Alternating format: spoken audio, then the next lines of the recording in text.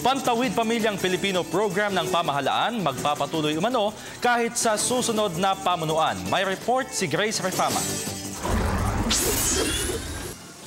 Sa multi-sectoral forum na ginanap dito sa lungsod ng Naga, tuwirang sinagot ng Pangulong Noy Aquino ang tanong ng isang batang benepisyaryo ng 4Ps kung magpapatuloy ba ang 4Ps kahit di na siya Pangulo.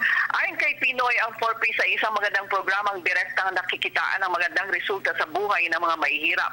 Mula nang siya ay manungkulan bilang Pangulo, nagsimula sa mahigit 800,000 pamilya lamang ang nakikinabang sa 4Ps.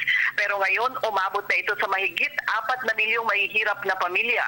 300,000 mga mag-aaral Darya ang nakapagtapos, 3,000 nito ay pawang mga honor students. Ang lahat ng yan ay dahil sa tulong ng 4Ps na nagtaguyod sa kanilang pag-aaral. Sabi pa ng Pangulong Aquino, sa loob ng 5 taon, ay mahigit na sa 260 billion pesos ang pondong na ilalaan ng pamahalaan at ito ay pinakikinabangan ng mahigit sa 20% populasyon ng bansa. Patunay lang na ang 4Ps ay sadyang nagbibigay kaginawahan sa mga naghihirap na pamilyang Pilipino. Radyo ng Bayan Naga, para sa Telebisyon ng Bayan, Grace Refama nag-uulat.